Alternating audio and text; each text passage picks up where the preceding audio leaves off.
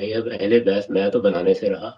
اللہ تعالیٰ نے رسول اللہ کی ازواج کو اہل بیت کہا ہے، حضرت ابراہیم کی بیوی کو اہل بیت کہا ہے. تو میں اب نئی نہ عربی زبان بنا سکتا ہوں، نہ لمیہ کو تجویز دے سکتا ہوں. یہ لوگ زبان میں منطق کیسے داخل کرتے ہیں؟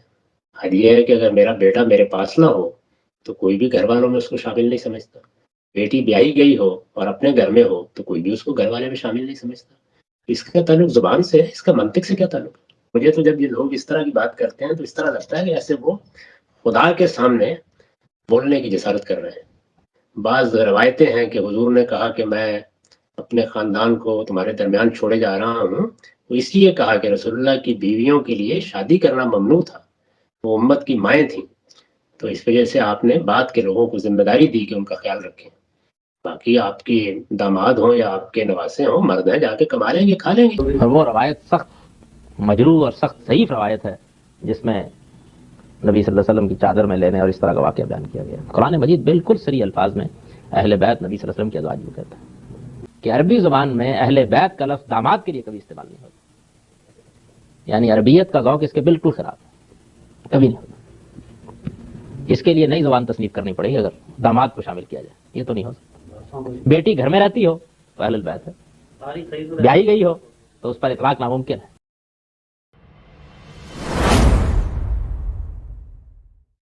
کہ عام طور پہ لوگ یہ دلیل دیتے ہیں کہ اہل بیت جو ہوتے ہیں، یعنی کہ جو بیویاں جو ہوتی ہیں خاص طور پہ، ان سے تو رشتہ ٹوٹ بھی سکتا ہے اور نئے رشتہ بھی قائم ہو سکتا ہے، نئی یعنی کہ شادی بھی ہو سکتی ہے. لیکن جو اولاد ہوتی ہے یا دیگر لوگ ہوتے ہیں وہ اہل بیت میں کیوں شامل نہیں کیے جائیں گے؟ کیونکہ ان سے تو تعلق ٹوٹ نہیں سکتا ایک بار قائم ہو جانے کے بعد.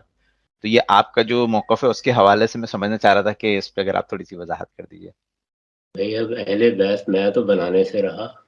اللہ تعالیٰ نے رسول اللہ کی ازواج کو اہل بیت کہا ہے، حضرت ابراہیم کی بیوی کو اہل بیت کہا ہے. تو میں اب نئی نہ عربی زبان بنا سکتا ہوں، نہ لمیہ کو تجویز دے سکتا ہوں. یہ لوگ زبان میں منطق کیسے داخل کرتے ہیں؟ ہماری اردو میں جب گھر والی کہا جاتا ہے تو اس کا مطلب ہے بیوی.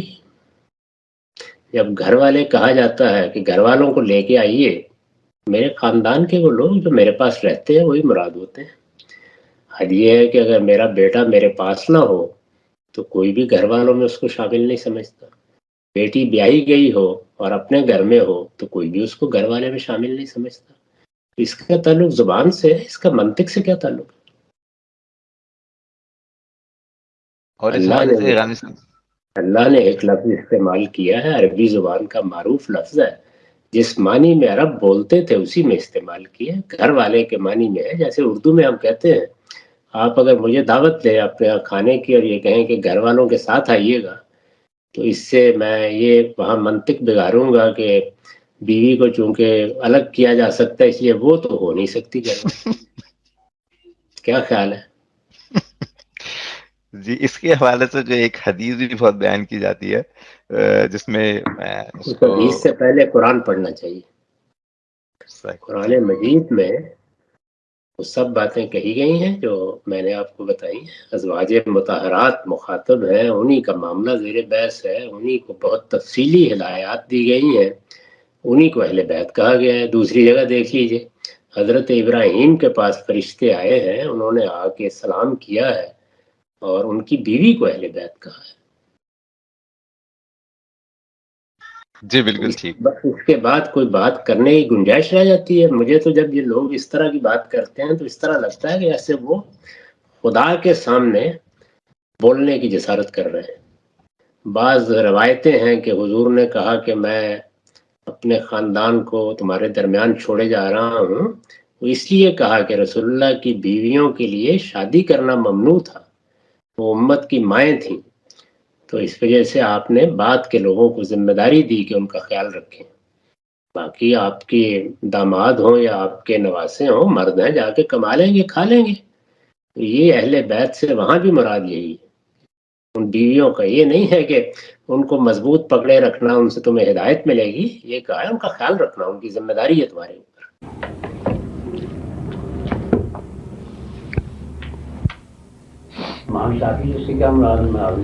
آل محمد کا ہے، انہوں نے آل کا لفظ بولا، انہوں نے اہل کا نہیں بولا. آل کا لفظ عام ہے، آل کا لفظ پیروکاروں کے بارے میں بھی بولا جا سکتا ہے اور خاندان والوں کے بارے میں بھی بولا جا سکتا ہے. جس معنوں میں ہم بولتے ہیں نا فلاں آدمی کا خاندان، تو اس معنی میں بھی آل محمد کہا جا سکتا ہے. اہل بیت کا لفظ انہوں نے استعمال نہیں کیا. قرآن مجید میں جو آل فرعون کا ذکر کیا ہے کہ ان کو سب کو غرق کر دیا، تو وہ سارے اس کے یعنی وہ پیروکاروں کے معنی میں نے یہ عرض کیا نا کہ یہ لفظ آل کی جو مفہوم ہے اس کی نفی ہے، دونوں معنوں میں استعمال ہوتا ہے. یہ تو یوں سمجھ لیجیے کہ بہت سے الفاظ ہوتے ہیں کہ جو ایک خاص محل میں اپنے مخصوص معنی میں استعمال ہو جاتے ہیں، عام بھی ہو جاتے ہیں. آل کا لفظ پیروکاروں کے معاملے میں، اتباع کے معنی میں، کسی شخص کے پیچھے چلنے والوں کے معنی میں، کسی قبیلے کے افراد کے معنوں میں، اور اسی طرح اہل خاندان کے معنوں میں بولا جاتا ہے. پیروکار، اتباع، نبی صلی اللہ علیہ وسلم کے جتنے بھی پیروں ہیں وہ سب اس سے مراد ہیں.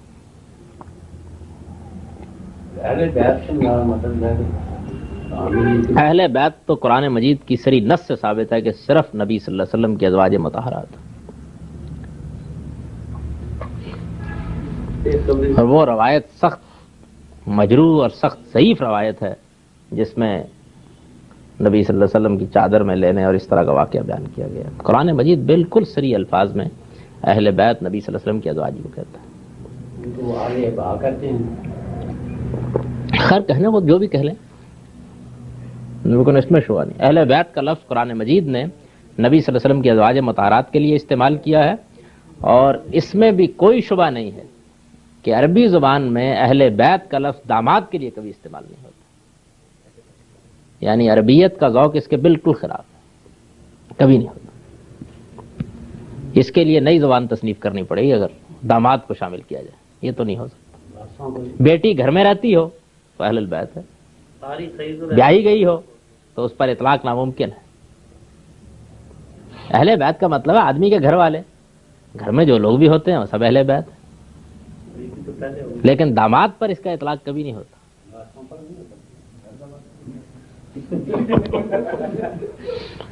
میں آپ کے لیے تھوڑی سی تبدیلی کر سکتا ہوں اپنی رائے میں. لیکن وہ جو رسول وسلم نے روایت میں آتا ہے کہ خاص اہتمام فرمایا، اس کا مطلب یہ ہے کہ وہ ان لوگوں کو شامل کرنا چاہ رہے تھے اپنے اہل بیت. یہ روایت پہ تحقیق کریں. قاری سعید الرحمان صاحب کا مضمون ہے اسی مہینے کے کہ اہل بیت کون ہے، روایت کا ذکر کرتا. یہ روایت کوئی حدیث کی کبھی سندوں کے ساتھ نہیں ہم تک پہنچی ہے، بس اسی طرح کی روایت ہے، لوگوں میں مشہور ہو گئی. شیعہ نقطہ نظر کی روایات ویسے بھی لوگوں کو بڑی محبوب ہوتی ہیں، چل پڑتی ہیں. قرآن مجید کے الفاظ میں اس کی کوئی گنجائش نہیں. قرآن مجید میں اہل بیت کی تعبیر رسالت مآب صلی اللہ علیہ وسلم کی ازواج مطہرات کے لیے استعمال ہوئی ہے. اچھا، یہ ایسا ہی لفظ ہے جیسے آپ اپنی زبان میں گھر والے بولتے ہیں. یعنی اگر آپ نے کسی اپنے عزیز کو اپنے ہاں مدعو کیا ہے اور آپ تنہا آئے ہیں اور وہ آپ سے پوچھتے ہیں کہ گھر والے نہیں آئے، تو گھر والے دیکھیے یہ لفظ ہماری زبان میں جمع بولا جاتا ہے، ایک بات مذکر بولا جاتا ہے. عربی زبان میں بھی بالکل ایسے ہی ہے. یعنی اہل البیت یا اہل بیت یہ تعبیر ایسے ہی استعمال ہوگی، اگر گھر میں ایک ہی بیوی ہے تب بھی ایسے استعمال ہوگی. چنانچہ اس کی خود قرآن مجید میں واضح نظیر موجود ہے کہ جب فرشتے سیدنا ابراہیم کے پاس آئے ہیں تو انہوں نے آ کے، ان کی بیوی تھی پاس، بالکل انہی الفاظ میں ان کو سلام عرض کیا ہے، اور وہاں پر بھی اہل بیت ہی کے الفاظ استعمال کیے ہیں. تو عربی زبان کے اسلوب میں یہ بات طے ہے. رسالت مآب صلی اللہ علیہ وسلم نے جو روایتیں آپ نے بیان کی ان پر میں اس وقت کوئی تبصرہ نہیں کروں گا، اس لیے کہ وہ بحث پھر کسی دوسرے گوشے میں چلی جائے گی. لیکن اتنی بات ضرور عرض کر دوں گا کہ رسالت مآب صلی اللہ علیہ وسلم نے اگر کسی موقع پر اہل بیت کے بارے میں تنبیہ کی ہے یا کہا ہے کہ میں ان کو چھوڑے جا رہا ہوں، ان کے بارے میں متنبہ رہنا، تو اپنی ازواج کے بارے میں کہا ہے. اس لیے اپنی ازواج کے بارے میں کہا ہے کہ ازواج مطہرات کے بارے میں قرآن یہ بتاتا ہے کہ ان کی تمام ذمہ داری رسول اللہ کے بعد اس امت پر ڈالی گئی تھی. ان کے لیے شادی کرنا، نکاح کرنا ممنوع قرار دے دیا گیا تھا. رسول اللہ صلی اللہ علیہ وسلم نے ایک خاص موقع پر ان کو تخیر کا حق دیا. وہ قرآن میں بیان ہوا ہے. سورہ احزاب کا موضوع یہی ہے کہ ایک موقع کے اوپر جب پورے خاندان کو، رسالت مآب صلی اللہ علیہ وسلم کے گھر والوں کو، آپ کی ازواج کو اسکینڈلائز کرنے کی اسکیمیں بنی، تو اللہ تعالیٰ نے ان پر کچھ خصوصی پابندیاں عائد کی، اور ان پابندیوں کو عائد کرنے سے پہلے ان سے پوچھا کہ عام لوگوں کی زندگی بسر کرنا چاہتی ہو تو پیغمبر کو چھوڑ دو، یعنی اس سے تمہارے ایمان پر، تمہاری جنت دوزخ پر کوئی فرق نہیں پڑے گا، لیکن اگر پیغمبر کے ساتھ رہنے کی عزت کو قائم رکھنا چاہتی ہو تو پھر یہ زائد پابندیاں لینی پڑیں گی. تو انہوں نے خوش دلی کے ساتھ ان کو قبول کیا، اور اس کے بعد ان کے بارے میں یہ ہدایت کر دی گئی کہ اب رسول اللہ صلی اللہ علیہ وسلم یعنی اس کے بعد ان میں سے کسی کو طلاق نہیں دے سکتے، ان میں سے کسی کو تبدیل کر کے دوسری بیوی نہیں لا سکتے، اور وہ اس امت کی مائیں قرار پا گئی ہیں. اب ان کے ساتھ رسول اللہ کے بعد بھی کوئی نکاح نہیں کرے گا. تو ظاہر ہے کہ جب یہ ساری بات آپ نے کہہ دی تو وہ اب حضور کے دنیا سے رخصت ہو جانے کے بعد کس کی ذمہ داری ہے؟ امت کی ذمہ داری ہے. تو اس لیے بعض جگہوں کے اوپر حضور نے توجہ دلائی ہے اس معاملے میں کہ میں یہ امانت تمہارے پاس چھوڑ کے جا رہا ہوں. میری ازواج، میری بیویاں یہ در حقیقت ایک بڑی قربانی دے چکی ہیں، اور ان کو اب ایسے ہی زندگی بسر کرنی ہے. یہ اپنا گھر نہیں نیا بسائیں گی. عرب میں تو آپ جانتے ہیں کہ سیدنا صدیق کی وفات ہوئی اور عدت پوری ہوئی تو ان کی اہلیہ نے حضرت علی سے شادی کر لی. وہاں تو یہ کوئی تصور ہی نہیں تھا، لیکن ازواج مطہرات کو رسول اللہ کے گھر میں زندگی بسر کرنی تھی. ان کے لیے ہدایت تھی کہ وہ کوئی معاشی جدوجہد بھی نہیں کر سکتے، ان کو گھروں کے اندر ہی رہنا ہے، اور ان کو ان آداب کی پیروی کرنی ہے آخر دم تک جو ان کے لیے سورہ احزاب میں بیان کیے گئے ہیں. تو اس لیے یہ پوری مسلمان امت کی ذمہ داری تھی کہ جب تک وہ باقاعد حیات ہیں ان کے لیے عزت کے جذبات ہوں، ان کو ماؤں کی حیثیت سے رکھا جائے، ان کی ضروریات کو پورا کیا جائے، ان کے بارے میں وہ تمام ذمہ داریاں ادا کی جائیں جو ماؤں کے بارے میں بیٹوں پر عائد ہوتی ہیں. تو یہ وجہ ہے اہل بیت کے زیر بحث آنے کی. اس معاملے میں جو تصورات ہمارے ہاں رائج ہیں بالکل بے بنیاد ہیں، کوئی حیثیت نہیں. باقی رہ گئی یہ بات کہ کسی وقت جب محبت کے اسلوب میں آدمی اپنے بچوں یا اپنے نواسوں یا اپنی نواسیوں یا اپنے پوتوں کے بارے میں بھی یہ بات کرتا ہے کہ یہ تو میرے گھر والے ہیں، تو یہ اصل میں توسیع کا اسلوب ہوتا ہے. اصل میں اہل بیت کون ہیں؟ ازواج مطہرات، یعنی رسول اللہ صلی اللہ علیہ وسلم کی بیویاں.